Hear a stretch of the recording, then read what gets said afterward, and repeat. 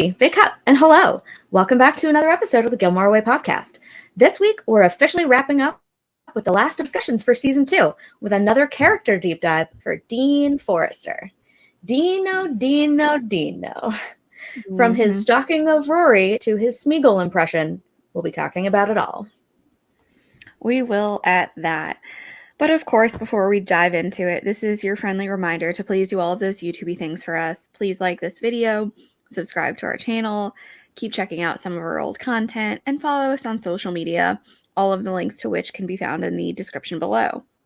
But I say we waste no time diving into the man of the hour, which we have quite a few thoughts on. So I want us to kick this off with just talking about, before we even talk about the episodes that we see Dean in, just on the whole with him as a person, his personality traits, the good, the bad, the ugly. But let's start off with the good. What do you think are some of Dean's good and or best personality traits that he exhibits over the course of all 7 seasons that we know him?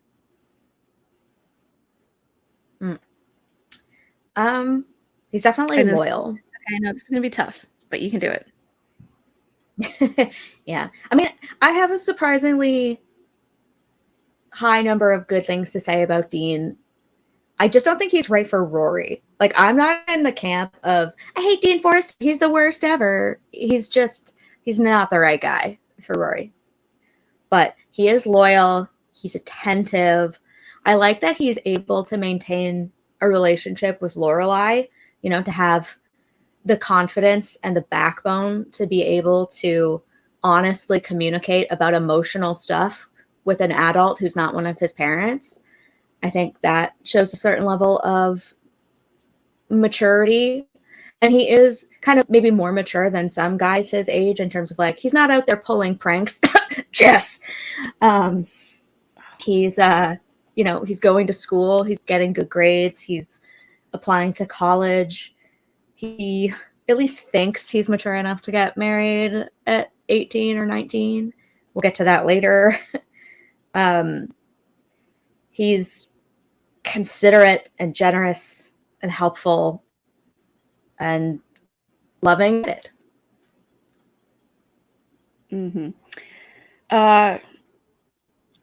Damn you for the instant attack on Jess, but okay, it's fine. Like, I just keep like a nice little checklist of all of these demerits. So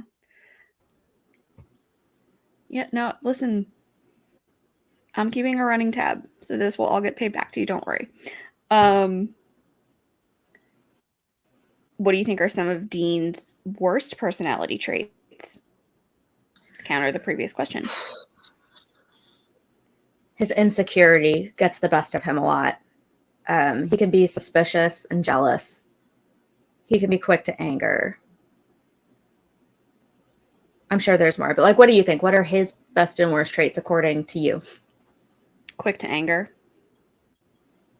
I mean, it's just like a notion and a cliche at this point. Like, don't be a hothead. Don't let the sun go down on your anger. Like, there are just a million of them, but he's so quick to jump to anger as a resolution to his problem sometimes without even thinking. And it's never a good thing. And it never is going to lead to anything good. If you can't take a step back and process your emotions and you just let that come to the forefront first and foremost, it's going to lead you into some very disastrous behavior that will have disastrous consequences. We don't see very significant consequences for Dean, but, like, we see stuff like, destruction of property that he has to be accountable for, emotional damage, because he does do that to Rory, I think, quite a bit when he reacts negatively to some of the situations that he's in. I will say that aside from being quick to anger, at least he never commits any felonies that we know of. So there's a check mark in that box for him. But that's what I would probably say is one of the worst. Just being so not in tune with your emotions and not being able to check yourself that you let that come to the forefront and that you're just so volatile in that way. And I think that does stem a lot from insecurity, perhaps a low sense of self-esteem. And there's a lot there that we can and will talk about too. But his anger and just the negative emotions that coincide with that feeling just come to the forefront so much for him. And that's never a good or healthy thing. Yeah, that's the thing about anger is it's a secondary emotion. It's usually brought on by some other deeper thing, probably in Dean's case, fear. Like I said, with the jealousy and the suspicion, especially once Jess comes into the picture, suddenly Dean feels like he has to cling to Rory for dear life and he's scared to lose her. And so he starts jumping to conclusions and they have several shouting matches because he doesn't trust her and even realize like part of love is trust. You just have to trust that she cares for you and just let her do her own thing. Let her come to you sometimes.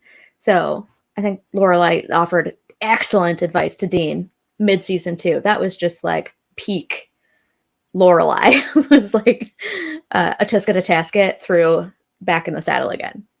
No notes. Mm-hmm. But yeah, it was not good for him to jump like that. And it caused him to sort of ignore some of Rory's boundaries sometimes. Yeah. Coinciding with the personality traits, which can lead to either good or bad behavior, what positive traits did you see from Dean that allowed him or just enabled positive behavior and interactions with Rory, but with anyone else that he spent time with or encountered? And what would you peg or highlight as some of his best moments behavior-wise with his interactions with people? It doesn't have to be Rory. It can be Lorelai. It can be Jess if there's any to be found there. Whomever. I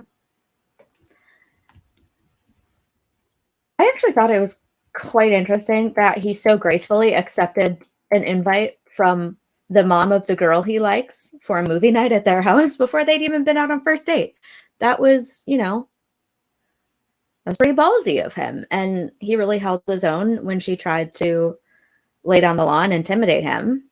So I think just again, that might spring from his loyalty or his commitment because he liked her so much that he was willing to be brave in that moment. He was always willing to do things for Rory too. Like even if he had to be coaxed a little bit, like with going to the dance or going to the debutante ball. Yeah. And as inappropriate as it was as a gift, the amount of thought and love and labor that went into the car was a big gesture. I still don't know if that was appropriate for 16-year-olds, but it was a nice thought. Oh, and then there's that one time when he waits 2.5 hours for her while she shops for books. I mean, hello. Mm-hmm. Yeah, what about you? Favorite Dean moments? Cool. I have to echo what you just said. I think it was really sweet that he was willing to come over for a movie night and have essentially the girl that you like's mom just there third wheeling your date and monitoring you and watching you. That had to be super awkward and uncomfortable. And he could have said no, but he didn't, I think, because he was just so eager to spend time with Rory. It's good and it's bad, and we'll get to it too, because I think there is a lot of insecure attachment that we see play out within their relationship, and there are a lot of unhealthy dynamics to it. We'll talk about all of that, but that was, I think, initially him trying to make an effort. So I'll give him a check mark in the positive column for that. One thing that I didn't like in terms of his interactions with Rory is maybe like a slight inability to listen, because Lorelai is trying to like lay down the law in terms of what she is going to be okay with their potential relationship, them getting to know each other, them dating, which could have been a little bit too forward on her part. I think Dean handled it well enough, even if he was feeling intimidated, but he has a moment of just being like, okay, well, can I talk now? And it's like, hold your horses, dude. Like, you know, Lorelai is a mother hen, maybe a bit to too much of an extreme nature in some regards, and she needs to like loosen the reins a little bit. But I get where she's coming from, again, to an extent. But I think for Dean to interject in that way and just say, okay, well, you've had your say. Like, is it my turn now? Like, can I talk? Maybe not the best choice of words, but he was also, again, at a moment during one of their conversations. I love the line where he's just like, I need you not to hate me. Because he's recognizing the mother-daughter dynamic that they have and how close they are and how much Rory is reliant, again, whether it's good or not, on Lorelai's opinion of people. So if her mother is not going to approve of somebody or is going to be positing red flags or just like hesitant on somebody, Rory is going to take that into very significant account. And Dean knows that. So I think it was telling for him to be able to pick up on that, especially as a teenage boy, to have that insight to like understand and recognize that dynamic and say, I know how much your mother means to me, and I know how much her opinion matters to you and how much you factor that in on like the balance beam scale. So I did like that moment of him going to Lorelai and just saying, like, please just give me essentially a chance and let me prove myself. Yeah, I love that moment they share at the window and forgiveness and stuff. That's a great moment. Mm-hmm. Mm-hmm. Let's just keep going with the dynamic between Dean and Lorelai, because they do have quite a few instances of running into one another and having one-on-one talks with one another. I'll start off with, like, do you think that's appropriate for Dean to be seeking Lorelai out that much? Because I honestly have seen some discourse with people saying, like, no, I don't think it's actually good that he was going to her so often. And I've even seen I don't know, you can weigh in on this yourself too, but was, in my opinion, what is even more bonkers opinion, that there was even some sexual tension between the two of them. Oh, Lord. Don't get me started. No, please get started. Yeah, no, I'm like, where did you get that from? I really don't think that's what they were going for, nor did I see any of that. As for the actual question at hand, just sidestepping the gross portion of that. I don't think Dean actually went to Lorelai all that much. I think it was almost equally Lorelai reaching out to Dean and inserting herself into their relationship a little bit. And sometimes it was for the better. And like, I don't know that there were any times when she like really screwed up and stuck her nose in where she shouldn't, in terms of like negative outcomes for both of them. I think whenever she did it, it was because she saw something was a little off and she just wanted to offer some wisdom or expertise that these teenagers didn't have. Like the moment I mentioned in Back in the Saddle again, like that's not Dean coming to Lorelai. That was Dean showing up at the house because he wanted to see Rory, completely forgetting that she wasn't even in town and that she was doing school stuff all day.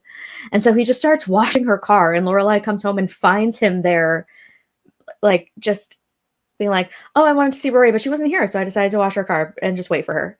And she's like, squirty thing down, come inside. Like we're gonna have a soda and we're gonna talk about this, because 14 voicemails is, not an appropriate response to any of what's happening here. And her advice to him in that moment was really, really good, where she said, sometimes you just need to give things a little bit of space. And that's absolutely true. Good relationships need independence and breathing room for people to be their own person and to have their own interests, to have interactions outside of each other. And Dean was just like, come to my softball game, come do this. I'm going to show up when you say not to come. And Lorelai needed to be like, you need to relax, because your sense of Rory pulling away from you is why Rory might be pulling away from you. You need to let her like come to you for once. So that was perfect. The only time I can really think of him going to her is a Tisket a Tasket, when he's like, yeah, that was because, and I think it was really the first time they'd had a big conversation about anything since maybe she was the one who approached him in the market after the breakup and was like berating him, even though he was the one who said, I love you. And she had no idea. Most of the time it's her like, hey, Dean, come for movie night. Hey, Dean, do this. Hey, Dean, what's up? Hey, Dean, you'll be hard pressed to find someone better than Rory. So it's interesting. You don't actually see it that often. I think maybe that's why we're like, whoa, is this okay? But I think she, for the most part, kept an appropriate distance and offered good insights. And it was nice that Dean had an outlet for that kind of emotion, had someone to give him some direction. It might be something that's hard to go to his parents about. And so having someone more emotionally mature who has some experience in this was probably good for him. And from Lorelai's perspective, I think it was good to maybe keep that direct line with her young daughter's boyfriend open, to have that sort of like friendly interaction, made it so that she could sort of keep a pulse on their relationship and make sure that things weren't getting bad or weird. So for the most part, I think it was good, but I also think maybe she gave him a little too much benefit of the doubt sometimes. She was like 2 on his side. But I don't know. What do you think?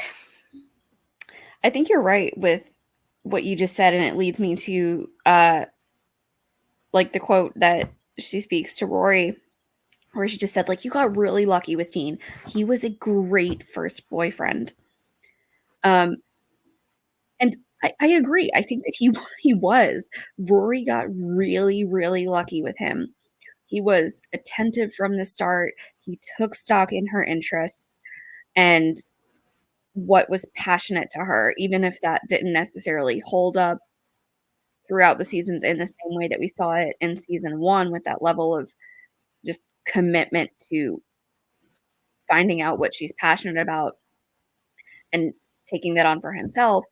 That could be like a writing change. We'll have to talk about that too and how he progresses. But I think Dean was an excellent first boyfriend. He was loyal, again, just attentive to her interests. He made time for her. He wasn't ever dismissive of her. He was always willing to be there for her, to support her. He misstepped sometimes, and we'll talk about those instances too, but who doesn't? Like, nobody is a perfect person. And I think occasionally he was able to own up to some of those mistakes and those missteps as well.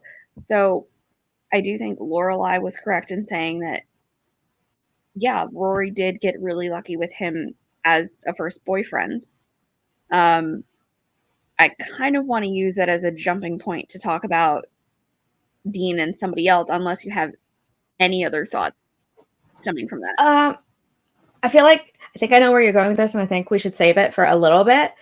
I don't want to dwell on Dean and Rory for too long, because we have talked about them in our Battle of the Boyfriends episode and in our Young Love episode. But she is obviously our introduction to Dean. We see him first through her eyes, and their interactions and relationship is the preponderance of his presence on this show. So I don't want to do too much more on that. But I feel like there's maybe like a middle thing that could like take us from there to where I think you want to go, which is the accusation that's out there in the fandom that Dean is emotionally abusive or manipulative. Does that feel like an accurate label to you? Is it an overstatement of his behavior? What's your take on it? That's such a great question.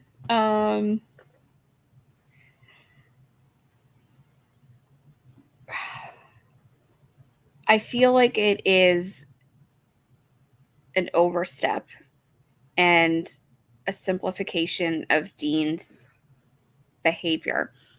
I don't think he's scot-free or blameless in terms of maybe emotional manipulation.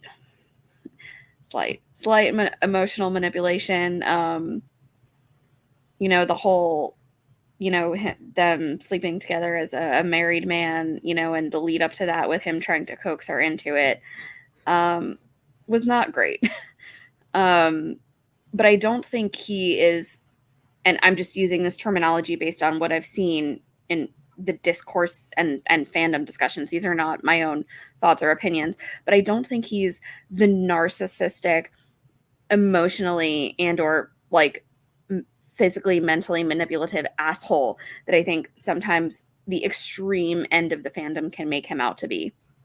And I think it's very dangerous to start putting those labels on him and on any person when you don't understand the connotations of what those labels actually mean.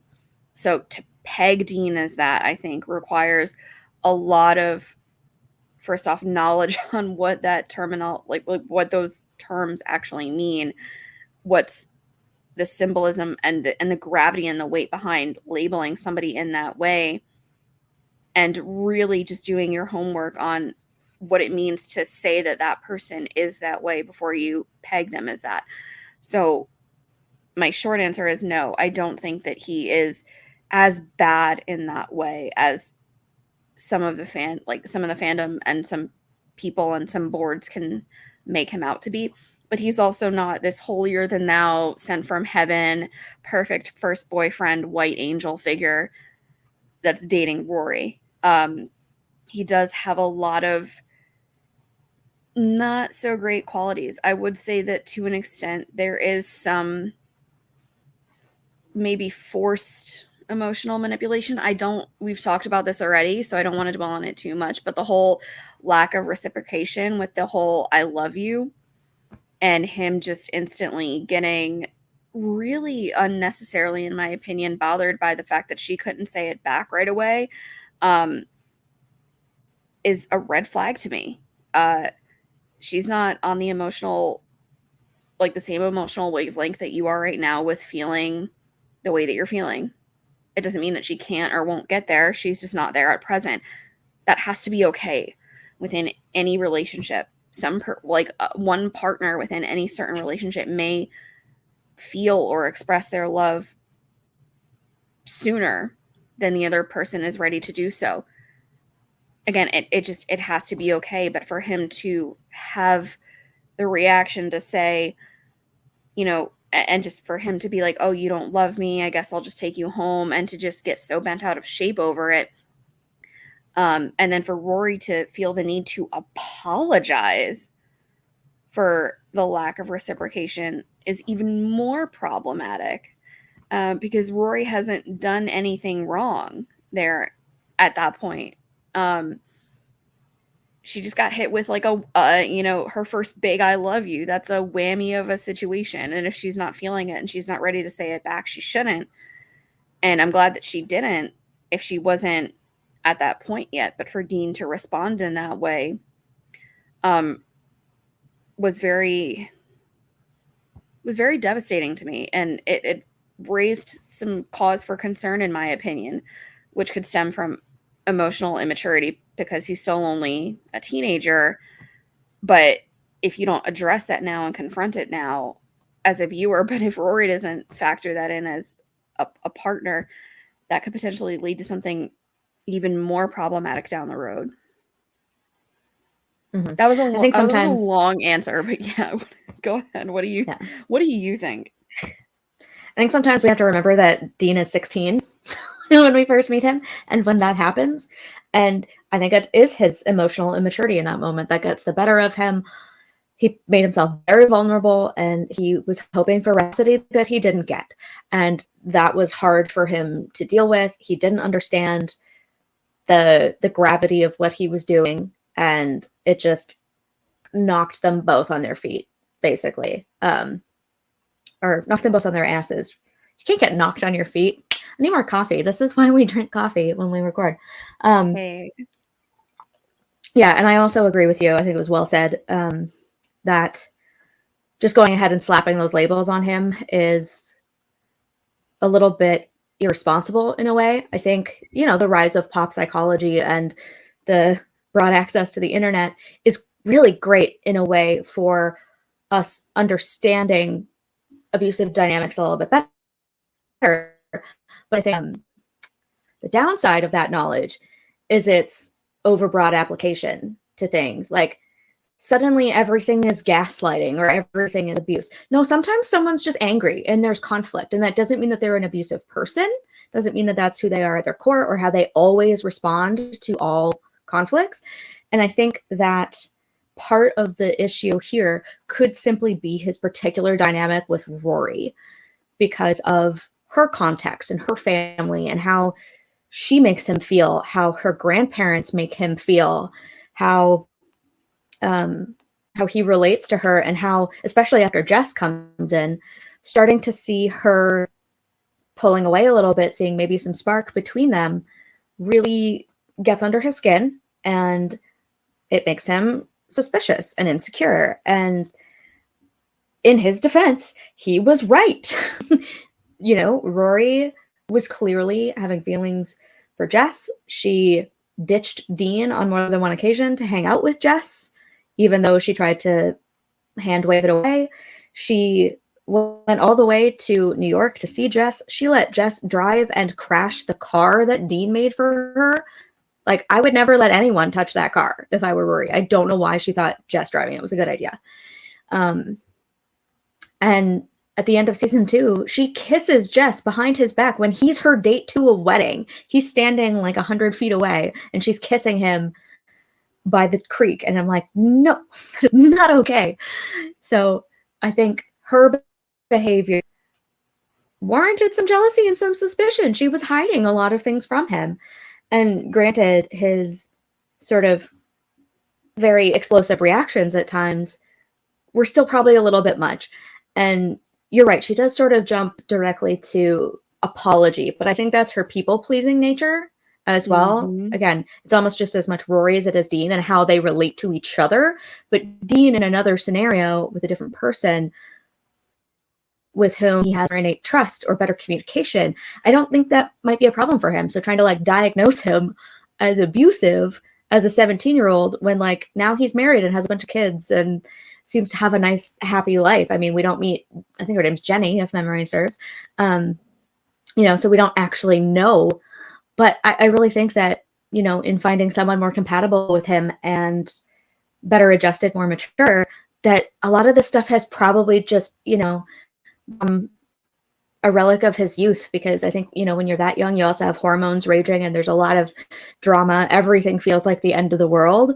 And so I think he probably settles a lot as he ages. And so I think it's very short-sighted to just try to use these pop psych terms to be like, you're an abusive narcissist Mm-hmm. to someone who, sometimes it's a lot easier. Like Emily is a textbook narcissist. Dean is not. Dean is absolutely not. Mm-hmm. Yeah, I would agree with it that. could be a red flag or a precursor if the behavior continues too much. But I don't think that's what we have here. I think it really is just him having a hard time knowing how to control his emotion from emotional maturity. Mm-hmm. I would That was agree. also a long answer. Hey, we don't do this to each other all the time. Hey. Nope. That being said, can I take us to where I think I was going to lead us anyway? I think I know. Are we going to talk about one Lindsay Lister? Yes, we are. Yes, we are. All right, lead us off. Throw out some thoughts. So many. I just am even at a loss of where to begin with them and all of that, because holy heck, was that just bad. I want to start with chicken or beef. And the wedding and the night before and the lead up to it. What do you make of the reckoning that Dean has the night before he's married, when he's having his bachelor party, Luke's there to save the day and to let him pass out in the upstairs apartment. But he hears Dean having some very ill-timed, I'll say, regrets about Rory and that relationship, and longing and questioning why she didn't love him.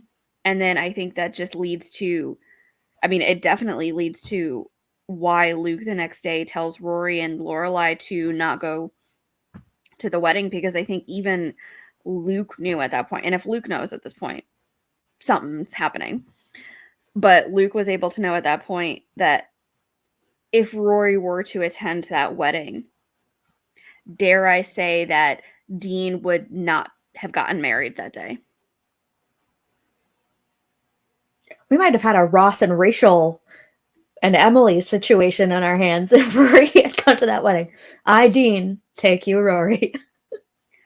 Yeah. I'll say it. Like, I think if Rory had attended that wedding, I don't know if Dean and Lindsay would have gotten married that day. Whether it was cold feet before Lindsay even walks down the aisle, or whether it's cold feet at the altar, or just whenever it happens, I question whether the I do's would have even happened. What do you think of all of that? What do you think of the night before and how that played out? Well, we'll just start there because that's already heavy enough. Well, to begin with, they had only been together like 8 months. Like, and they're 18 at the time. Dean can't even drink yet. And he's out at his bachelor party having like a case of beer in the laser tag parking lot. And he just clearly has no idea what he's in for and what he's up against.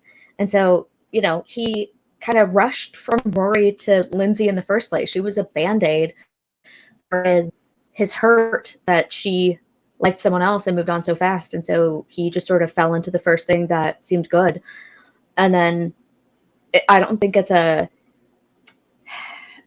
coincidence that he happens to propose just after Dean sort of like defends Rory's honor at that keg party. It might have been a way to smooth things over with Lindsay, and that's just not how you propose. So the fact that a wedding was even happening just blows my mind.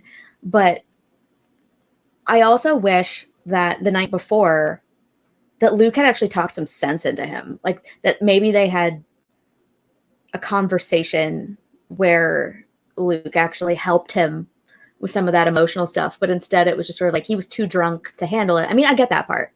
And then in the morning, Dean was like, yeah, I got to be at the church in an hour and I still have to pick up my tux. Bye. There was an opportunity there that was missed to have like some nice male bonding and like a healthy piece of advice from one adult male to another. And I really wish we had seen that. But yeah, I got to throw it out there that they shouldn't have gotten engaged in the first place because it was just so wrong all around.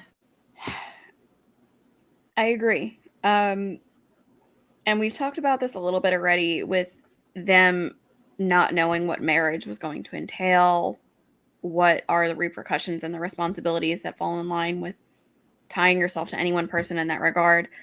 So I don't want to touch on that too much here. I just want to move us forward now into the actual marriage. And what a shit show it actually ends up being. It's not like none of us saw it coming, nor should we have, like, you know, if you're paying attention, you have to know that this is not going to end well. But what do you pinpoint as moments within that marriage that were really the most detrimental aspects of it that really led it to fail, from Dean's part and his behavior, but also on Lindsay's part and her behavior? I don't know that it was so much a moment as an attitude from both of them a little bit, or attitudes in combination. I think that sometimes when you're young and you don't know any better and like your parents didn't tell you any better, you think that marriage is one of those life things that you sort of have to tick off a checklist. Like, well, I got that one out of the way. Now I just need to start a 401k and we're good to go. But it's not that. A marriage is a legal contract. It's a business transaction. Like, you can be in a lifelong committed relationship without that piece of paper, and you can be in a legal marriage and there can be no love there. So I think they rushed into that legal side of things a little too much because they thought it was something they should do. So that's part number one. Part number two is the fact that Dean worked 3 jobs while Lindsay did not contribute economically at all, despite the fact that they had no kids, nor a home or pets. They had a small apartment, and Lindsay's mom was there teaching her how to cook, which is a valuable skill. And I think if she had chosen to be a stay-at-home mother and to raise multiple children, that would have been great. I could totally see that happening. But I think when they're this young and they're both just sort of figuring out life, she probably should have taken more initiative to contribute financially while she was unencumbered with these other things, because later she won't have the option necessarily to be able to do that as freely because capitalism, sometimes when you have more kids, it's more expensive to have childcare, and it only makes more sense for one parent to stay home. And so she has all these financial goals in terms of getting a second car and getting a townhouse by the end of the year because they're cramped in their tiny little apartment. And yet she is apparently unwilling to contribute financially to these goals. And so from what we see, she doesn't get any sort of education. She doesn't obtain any sort of employment. And she lets Dean work 3 jobs while she's like, I'm bored waiting for you to come home, without putting the pieces together that you're bored at home while your husband works because he has to work 3 jobs to support you both. And so I'm like, and I wonder where that attitude comes from. Like, I don't want to be too presumptuous or anything, but I almost wonder if she sort of has that sort of like conservative ideal upbringing of like, you're going to be raised to be a wife and mother, and like your role is in the home, this sort of gender essentialist idea of her role. Because I'm like, why are her parents letting her do this? Why are Dean's parents letting her do this? Why is this mentality allowed to fester that she's entitled to his support and his labor entirely while she apparently does nothing by her own account? Even Rory calls it out. She's like, why doesn't she work? What does she do all day? I mean, I think that was a little, maybe none of her business at that point. Yeah, it's not necessarily any of her business. And don't get me wrong, I do think that domestic labor is important. Full-time domestic care, or not even just for children, but for elderly parents or ailing grandparents, stuff like that, absolutely vital to the economy. But when you have a small apartment and no kids, I don't know that there's enough domestic labor to justify it when you have financial goals. And if you could even take on something part-time or from the home that could start building your nest egg so that you can invest in the future for all these things that you want. I don't know why she was sort of allowed to just not contribute at all in that way at a time in their lives when that was very much so possible. And so I think that maybe that attitude permeates their whole relationship. And it was Dean's frustration with having to bear so much of that burden, and to sort of like realize that his Donna Reed fantasy wasn't such a fantasy after all. Like, she really is, like, if you look at the Donna Reed episode and the conversations he has with Rory, like, that's what he got in Lindsay. And he realizes kind of what that reality looks like. And he's like, he's burnt out by it. And so he's underappreciated. And I don't know whether it's a chicken or egg scenario where her particular attitudes are sort of like, Scott Patterson made this point in his podcast when they were talking about, I think it's the Luke Can See Your Face episode, where he thinks that maybe Lindsay can sense Dean's pulling away a little bit. And so that's why she starts getting a little more like agitated by the whole thing. And so it's just reactionary to Dean's behavior. And that could totally be legitimate. But I also don't know if it matters in the grand scheme of things, because like Dean was still kind of being exploited. And so I don't think he's also out of line for feeling taken advantage of a little bit, and for for feeling like everything has to fall on him when in reality it shouldn't. It should, like, I don't know, if you ask me, I think marriage should be an equal partnership somehow. Like, there should be an equitable division of these things, but it's just Dean all the time. And then he comes home and gets crap from Lindsay because she's bored, because she has no other purpose in her life besides him. Like, I'm assuming most of her friends probably went to college or got jobs. I don't know how many of them have already gotten hitched. I hope none. But Right. it could be a thing. I don't know. But, like, where are her friends? Where are her hobbies? Yeah, like, where are hers in life outside of him that might relieve some of that tension? It's just, there's so many things wrong in the relationship that I don't know that it stood a chance from the beginning because of the way in which it was entered. I don't know. I'm going to stop talking now. How about you? I mean, brava, first off, for all of that. You clearly have not given this any modicum of thought. Not an iota. No, not a single cent.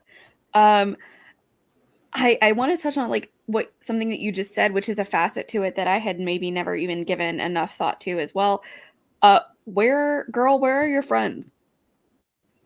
You're 18, 19 years old. I mean, granted, not everybody is necessarily going to go to college. Some of your friends from Stars Hollow High might have left the state to do so.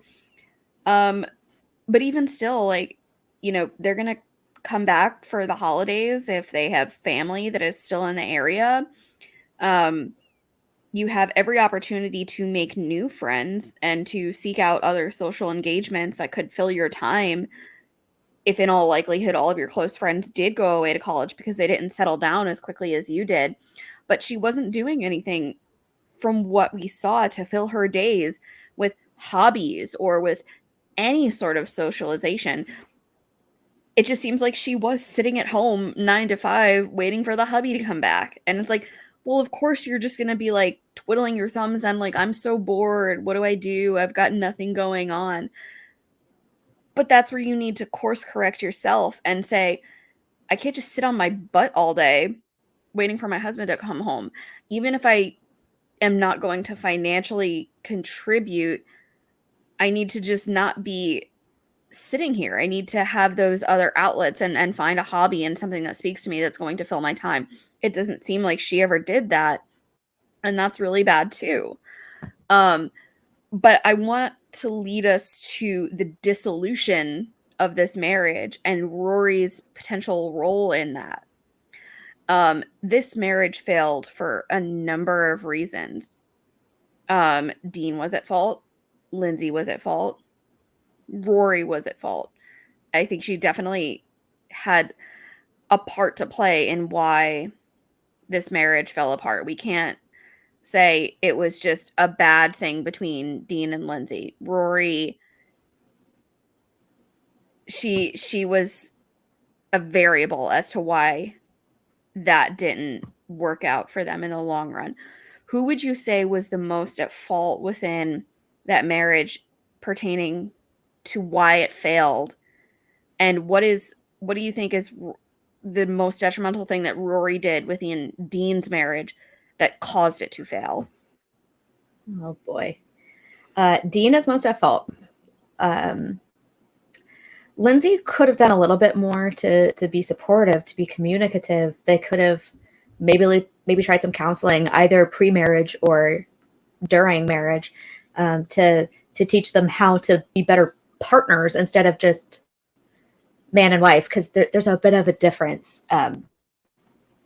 And Dean is ultimately the one who made the choice to step outside of the bounds of his marriage vows with Rory. And so, going back to the manipulation you alluded to earlier, he did lie to Rory saying, like, it's not working out with Lindsay. You know, we can't make it work. We're not happy. It's over. And so she was under the impression, much like Lorelai was in season 2 with Christopher, that, like, you know, at that point, Chris was actually in the process of leaving that relationship, like actually moving out. If memory serves, he was looking for a new apartment already. Whereas we, the audience, know that Dean has not done that, and Lindsay is none the wiser that their marriage is about to fall apart. She's still trying to make it work. She's trying to make him happy. And he's just projecting everything onto her. Like that moment when he comes back after the act, shall we say, and he yells at her. Oh God, like she doesn't deserve that. She, again, like I said, she could have done a little bit better, little bit more, but she was not necessarily fully at fault for the dissolution because, you know, they could have continued to try. They could have tried to make it work. We don't know about their compatibility in other areas, so they may have been able to work through any stumbling blocks if they had been able to talk about the issues that they were facing. But they seemingly couldn't do that, and nobody apparently tried to tell them to do it or how to do it. So great parents from the looks of it. Rory, unfortunately, was sort of wrapped up in that.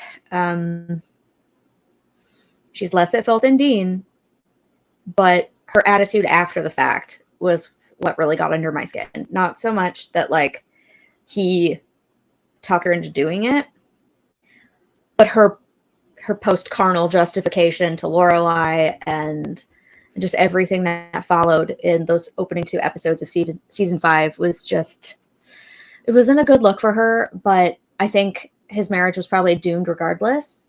Mm-hmm. Doesn't make it okay necessarily, but what do you think? Yeah. Rory, I will say, like, Rory had a part to play in why that marriage didn't work out. But I think it's wrong within their marriage, but within the context of any marriage. You can't point to a third party and say it is solely their fault and that's why. Because placing that blame on someone that's not even within that union just absolves you, whether you're doing it to yourself or whether someone else is doing it to you. But most of the time, you're just trying to absolve yourself of any blame. And if a marriage is falling apart, any one partner within that marriage needs to not scapegoat themselves and understand if this is falling apart, I have a part to play in why it is. And if you're trying to, like I just said, scapegoat yourself, that's really just toxic behavior. It's avoidance. It's not confronting what you've done wrong and your shortcomings within that relationship and within that marriage. And it just leads me to believe, like, how can any partnership that you as a person might ever have be successful in the future if you're not willing to recognize your own shortcomings, accept the blame for how you could have done better and how you did fall short in giving your partner what they needed and what the relationship needed to work. But if you can't have that introspection and recognize, I have a part to play here and I should have done better and I could have done better. And if I want any future relationship or marriage that I'm going to have to succeed, I need to do better and correct myself and what I've done wrong here to make that happen. I think Dean, it's hard to say. Like, I think Dean did know that he misstepped, and that's why his marriage fell apart. Lindsay, maybe not so much, because I think she was just reeling from how everything was crashing and breaking down around her. And then we have Rory, who is just our holier than thou on a pedestal white angel, who's just like, but I didn't do anything wrong. He was always mine first. He was mighty. He was mine first. So, like, I was like, you know, and Lorelai's just like, I love Lorelai in that moment for just being like, girl, excuse me? You did what now? Mm-hmm. He's married. Yeah, he's Lindsay's Dean. Yeah.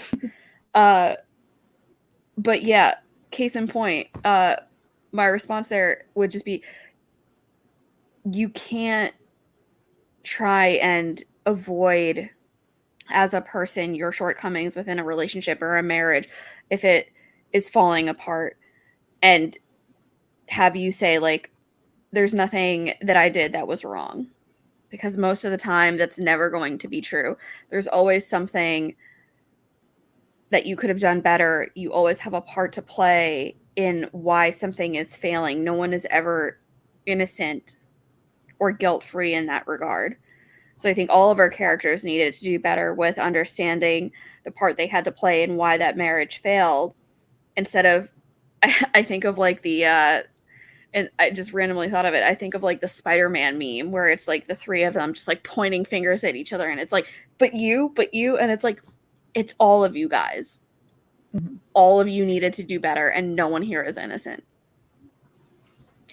Yeah, I think not only Lindsay, but her mom were also just so willing to scapegoat Rory. They were the ones who called her out in the town square and were like, you broke up a marriage. And I have a feeling Teresa had no idea how bad it really was, and how maybe her encouragement of their particular lifestyle contributed to the tensions in that relationship. So you're totally right that like everyone kind of needs to recognize their part and do better. And it makes me think of the fight itself, where she's throwing her like his clothes and his stuff out the window, and she was like, there's a lot of stuff you could have done and you didn't do it. Like, is that true? And then Dean, who was the one who told Rory that things aren't working and it's over, he tries to be like, can we do something? Can we get over this? Like, is this just because like Rory said she was out, or is it you trying to get your wife to stick by your side after finding out about your infidelity? Like, do you think that Dean was genuinely trying to save the relationship, or was it just because he couldn't have what he wanted?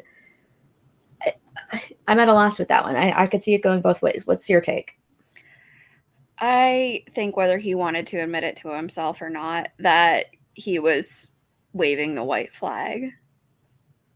Again, it's a hard thing for anyone to have to admit and throw the towel in on a relationship or a marriage. And I don't think that Dean even recognized how done he already was. I think there's some semblance of him that was just like, oh, I want to make this work. But then everything else was just like, no, I need to be done here. It can't be saved unless we both stay within this union largely unhappy and in a very unhealthy union at this point. So I think Dean was done. Short answer. Whether he knew it or had wanted to admit it to himself or not. Yeah, that's completely fair, because you're right. It's really hard to contemplate divorce for anyone, nonetheless someone who, may have been told you're too young and they just want to prove that they were right to get married. And so there might be like a sunk cost fallacy going on in relationships like that. And also just a how do we look to the world kind of situation. But it's Tippecanoe and Taylor too. Rory asks him, if Lindsay hadn't found the letter, would you still have left her? Do you think he would have? Yep. Yeah? Yeah. Do you think it would have taken him more time to do it? Yeah, I think it would have taken him more time. I don't think it would have happened like the next day. Because again, I think Dean, again, it goes back to what we already said earlier in this episode.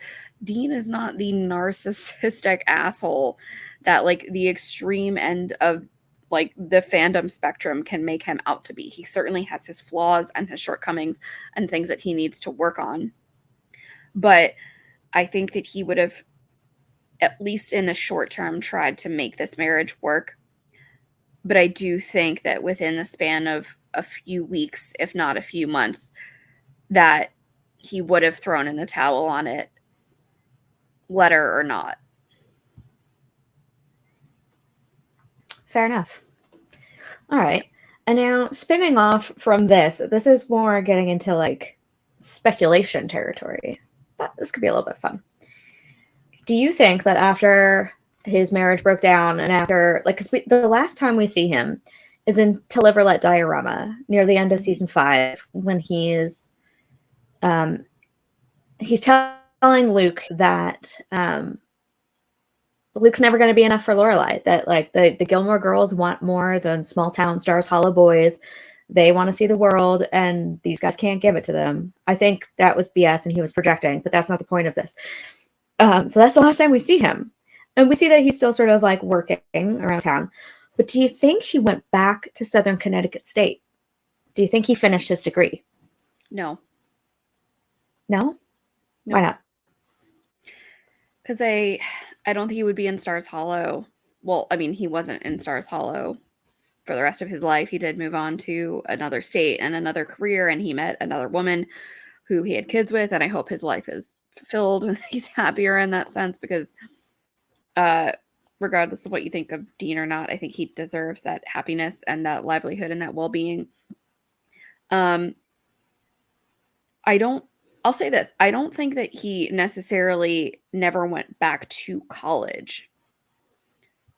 I think it's very plausible that he could have gone elsewhere and completed an associate's degree. I just don't think he went back to that particular college.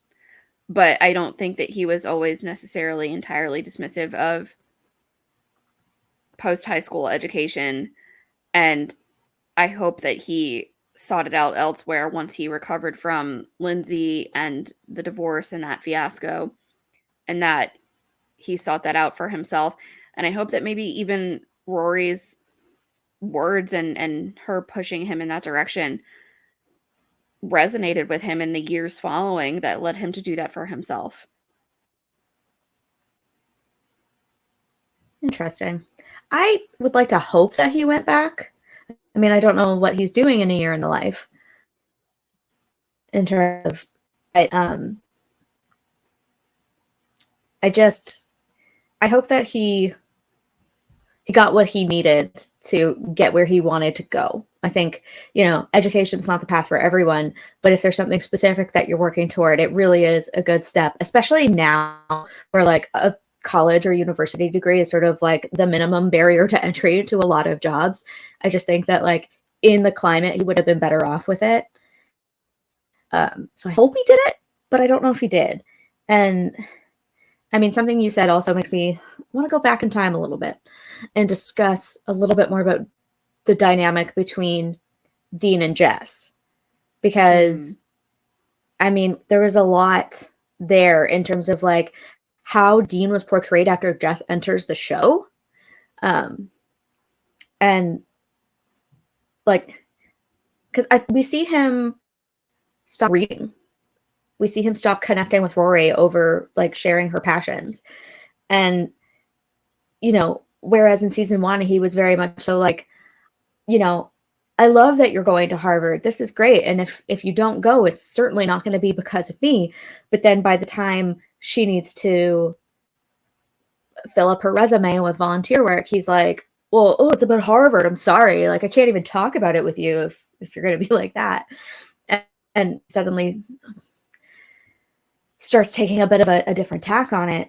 And so, like, my question is, do you think that the writers changed his portrayal because they wanted to make Jess look better? Or do you think this was maybe a natural progression for him because like now that his relationship was a little more established with Rory, that he felt like he could back off a little bit and they could be more themselves with each other and just enjoy time together?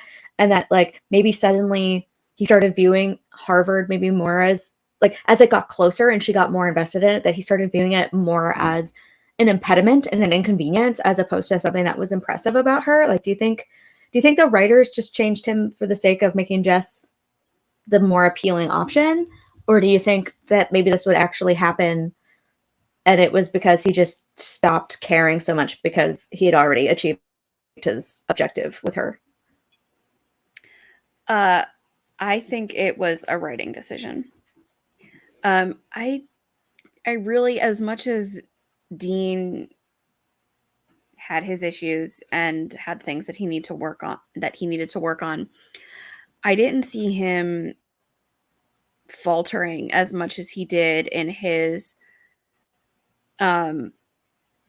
just wanting to maintain the passions with Rory that she had, with engaging in those passions and being supportive of them, and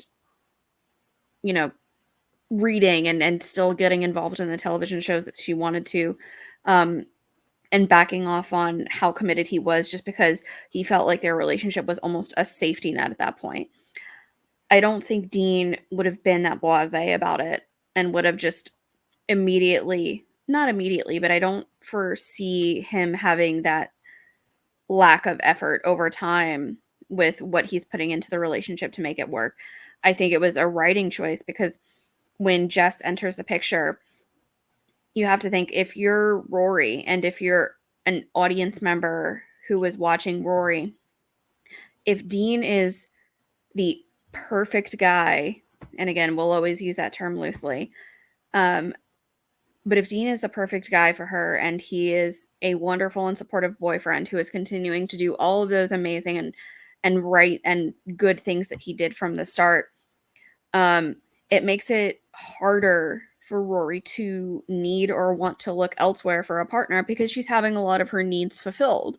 So she doesn't, if Dean is fulfilling all of those needs, she doesn't have to look elsewhere because her needs are being met.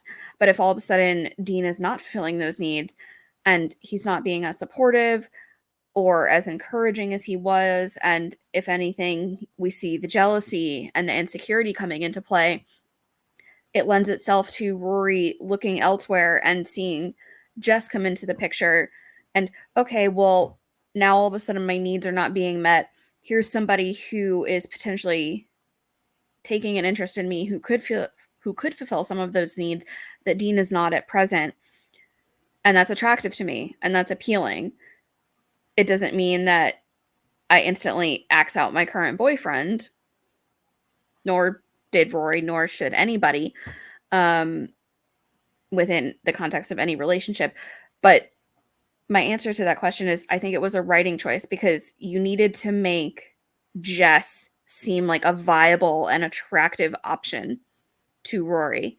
And he was never going to be one if you continued to write Dean as the boyfriend that Rory needed and the partner that Rory needed. He needed to have orange flags. He needed to have things that Rory was not going to necessarily love about him anymore. He was going to need to make mistakes and just do all of those things that was going to lend itself to Rory naturally looking elsewhere. And when you introduce Jess into the picture and have this new kid in town who is potentially even taking an interest in a lot of the similar ways that Dean did right off the bat, of course Rory is just going to be like, well, hang on, it doesn't mean I'm immediately going to be like, okay, bye, Dean. But we needed, as an audience, to have the writing lead us there and get us on board with why that could be a thing for her. Again, a long-winded answer, but I think it was solely a writing choice to get the audience on board with this transition from boyfriend A to boyfriend B. And I mean, I largely agree with that, because obviously everything in the show is a writing choice, and we had to create some tension and growth for Rory by having her explore her romantic options more. But I would just hate to think that they destroyed Dean just to make Jess look good, because it just feels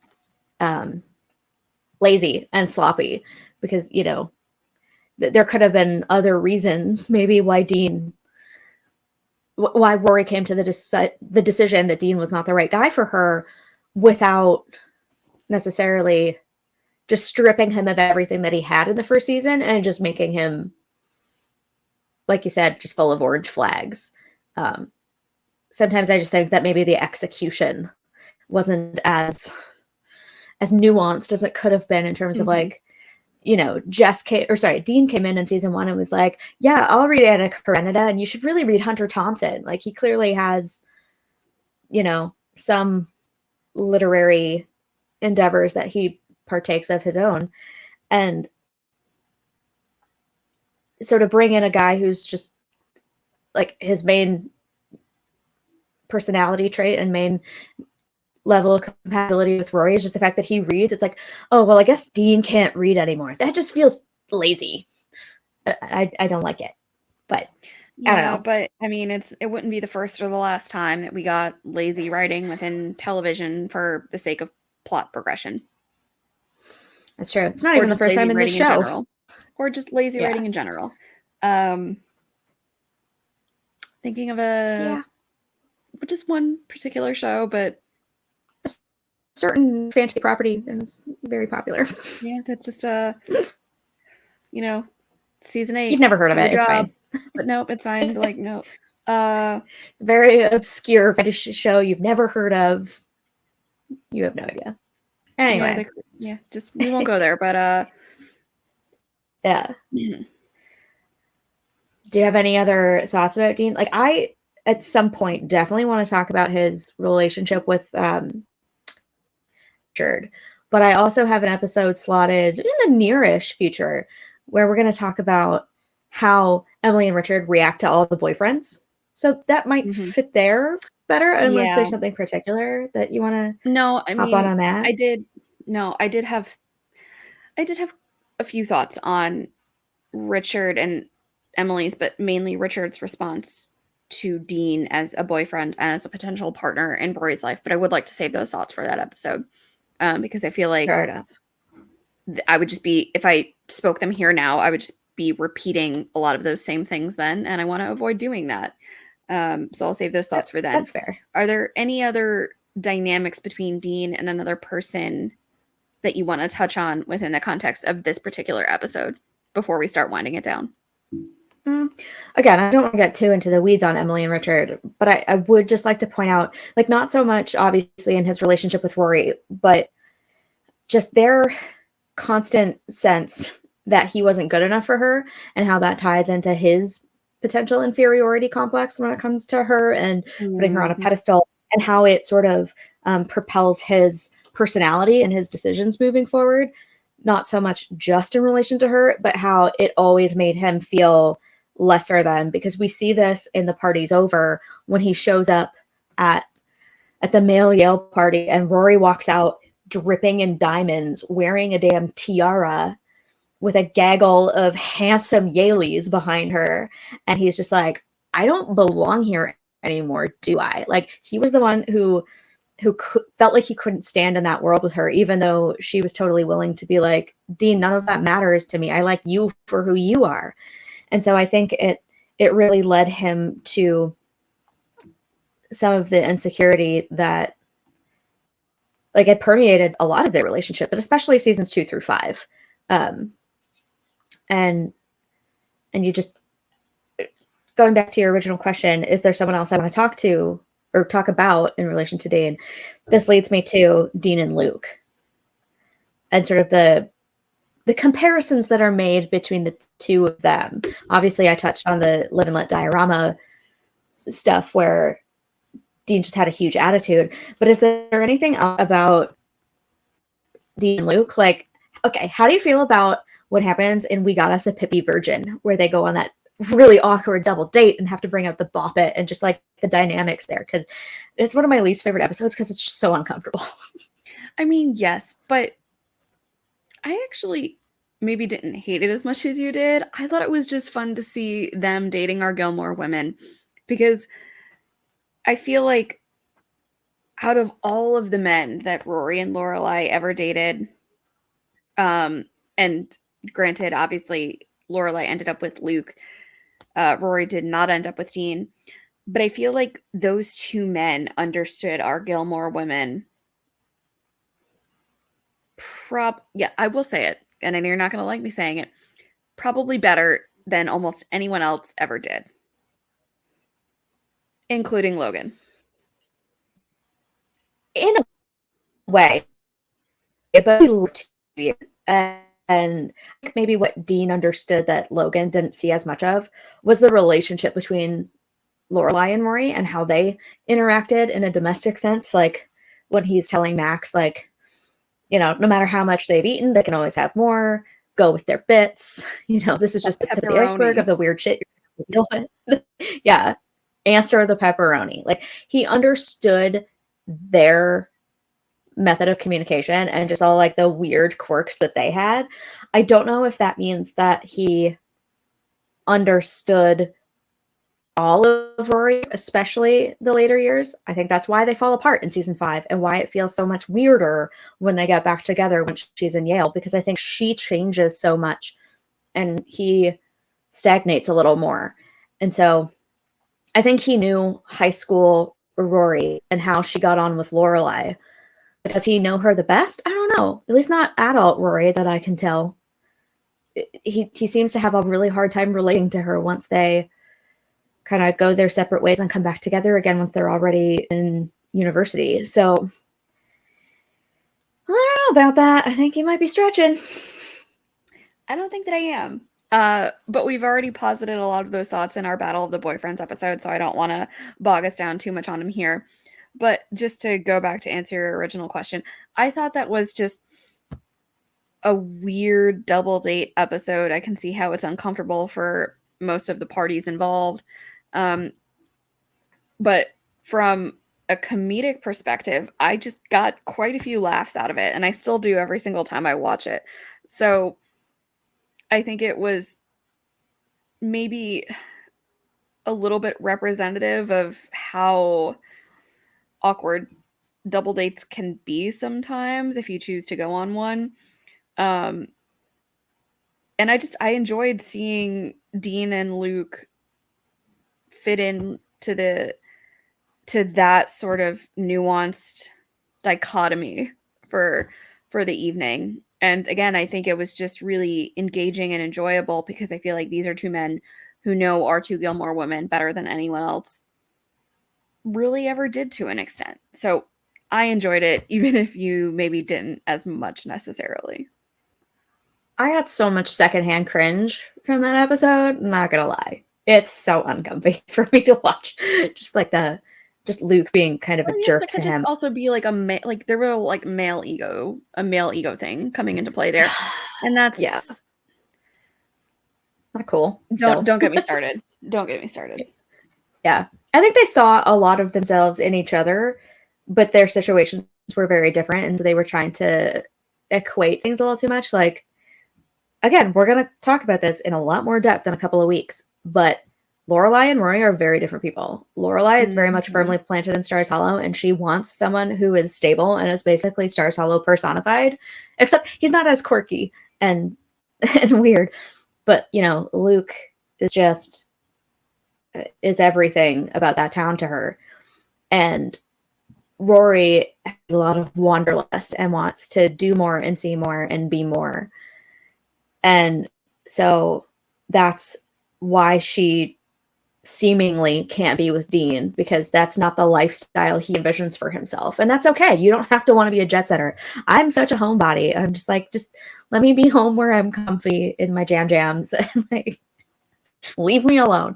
But that's not the lifestyle that Rory wants for herself. So I think it's a false equivalency when Dean is like, you and me, same thing. Like, I think he was wrong about that. And he was a jerk in the process. So he tried to undermine Luke and his relationship with Lorelai unnecessarily. Like, I really don't know why he felt the need to even say that, because he wasn't with Rory anymore. It's not his place who Lorelai dates or who Luke dates. So I just don't know why he felt the need to do it. I don't either. I'm sure there's an extensive amount of psychology behind that again stems from some of the things that we've already flagged that we think is present and prevalent in Dean: insecurity, low self-esteem, possessiveness, all just not so great traits that could have led to that moment playing out in the way that it did. But that's neither here nor there, because again, I feel like we could just deep dive into that and we'd be here for another hour. That's true. So why don't we wind down with this question? How did you feel about Dean showing up in the revival? I mean, from a fan standpoint, I love it, because Jared Padalecki is wonderful, and it was so great to see him come back, even if it was only for one iteration of the 4-part series within the revival. I understand that also it was like a time constraint where I think he was actually only available to fly up to film it for like a day. So he literally did Yeah, just that. And he filmed the scene literally. and what we got from him within the span of just like a 1 day shoot. And then he had to fly back because he was working on something else. So I get Yeah, that. he flew down from Vancouver while filming Mhm. Supernatural and then turned right back around. Yeah. So Uh, that's some dedication right there. yeah. So go, Jared. We love you for We love that. you, Jared. Yeah. If we ever get a revival 2.0, fingers crossed. I would like to continually check in with our characters and see where they're at in life. Um, so I would love to get a little more insight into how he recovered from his divorce with Lindsay. Did he go back to school? Did he ever obtain a degree? What is his current family situation like? What is his current personal situation like in terms of finances, jobs, like personal happiness? I would love answers to all those questions. But for what we got with him coming back and them having that quick little interaction, just saying like, "Hey, how's your life going? How's your life going? How are you doing?" Um, it wasn't enough for me, but nothing is ever going to be enough for me with this show. So I will just take the breadcrumbs that I am given and say, "Thank you, but please, sir, can I have some more?" Yeah. Ironically, an Oliver Twist reference for Dean instead of Jess. All right, Dodger. Mm-hmm. Yeah. I thought it was nice. I thought it was sweet that like, oh, he's back visiting his parents for the weekend and they got to reminisce a little bit, especially at the part about his Smeagol impression. And he's like, there were hand gestures. God, he's such a nerd and I love it. And also, may I just say, he looked incredible. Just like the great hair, the beard. He was very like well appointed, just It wasn't even a styling. glow up. It was just a you He just aged well, glows. sir. So good They on you. all aged well. Yes, they all looked amazing. They're all extremely handsome people, and it seems very nice, very sweet people. And so it was great to see him. And I will say, I was glad to see that he was like living a lifestyle that seemed to suit him. You know, he clearly did want a family. He grew up in a big family. That's something we didn't really touch on, but he has sisters. You know, we meet Clara, and it's implied that he has at least one older sister because he's got a nephew who is supposed to act as the ring bearer in his wedding. So he comes from a family of 4 or 5 kids, and you know, a nuclear family, mom and dad, happily married apparently, and he wants that for himself. He says it early on in season 1 that that's the kind of life he wants. And then he has a bunch of kids of his own, and I think he'd be a great dad. I really hope that his marriage is happy and functional. I would love to meet his wife in a part 2. Like if we could see like the whole Forrester clan, that would be incredible. What I will say that I didn't love is just Rory's whole like, can I include you in my book? And you taught me what safe feels like, even though you were constantly like afraid of him and apologizing for everything you ever did. You're just sort of like reframing this through the rose-colored glasses of time and being like, oh, you were the best first boyfriend, even though half the time you were like trying to do damage control with him. So I don't know, it felt a little bit weird. But other than that, nice to see him again. And, you know, I hope he's living his best life. And on that note, I hope Lindsay Lister is living her best life. Yes. And it would be really interesting to touch base with her again and see where she ended up.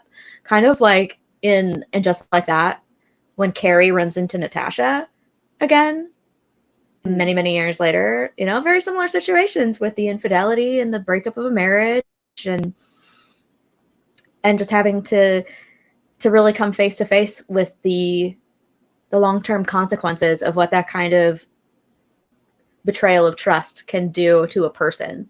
So I want to see it. Give us a revival. Another revival. Please and thank you. Yeah. We asked nicely, like, 8 million times. So yeah, I don't know what more you want from us. One of these days, the Gilmore gods are going to hear us and just answer our prayers. But we'll keep petitioning and we'll keep asking until we get it. Indeed. In the meantime, while you wait for the revival, as you should be, what's coming up next for us on this channel that we can look forward to for next Friday night dinner? Next week, we're going to be talking about a very big and very important topic within the show. Music makes the people come together. Yeah. Right now? For Friday night dinner. I'm just thinking of, is it Mrs. Kim calls her horse face? Because like Lane has that Madonna t-shirt and she says she wears it ironically, and then Mrs. Kim takes it and uses it as a rag. And then Kiana's like, Mrs. Kim says horse face, good for wiping up something. I can't remember what it is. But again, Mrs. Kim says peak Mrs. Kim. Anyways, irrelevant but funny. So obviously music is such a huge thing that runs throughout the show. Even like from the pilot, when we get them both listening to Macy Gray at the same time, like you can tell Amy is obviously a huge music fan. Both Amy and Dan are big into musical theater. And so a lot of them and their preferences and their loves seep into the writing of the show, not just in terms of like a soundtrack, but references to artists and songs, and the fact that there's a town troubadour and there's a Stars Hollow musical. So we're going to get into all of that next week, as much as we can cram into like 90 minutes or less. Yep. We look almost forward certainly to that. Not all of it. Yeah. Because no, we never get to everything we want to. Trust us. We're always leaving every single episode just being like, there's so much we haven't said. That's just part of the course. Yep. That's us. But come back. Yep. Come back for that next week. In the meantime, go check out some of our old videos while you wait for that content. As always, your friendly reminder that every week that goes by, FanFest in Algonquin, Maine is going to get closer and closer and closer. The cast list, in terms of the drops with who's coming, just keeps getting upped and upped. But we want to see more people there. So if you haven't done so, buy your ticket to FanFest and come join us in the fall in Algonquin, Maine, because it's going to be beautiful. We're going to be there. Quite a few of the cast has already been announced. So we look forward to that, and we just encourage any Gilmore Girls fan to hop on that train too. I'm stoked. We're not excited at all. Not even a little bit. Nope. Again, while we wait for that, just watch the show yourselves. Like, I mean, I think we're always probably like we have to tell you that. Or we should be, yeah. But just keep up with your rewatches of the episodes. Go back and check out some of our old content. And in the meantime, please always do those YouTube things for us. Like this video, subscribe to our channel. We appreciate all of the support that we get. And it does really help us out a lot. And we're grateful for it. But until then, enjoy your weekend. And we will see you next Friday night for dinner. Ciao. Bye.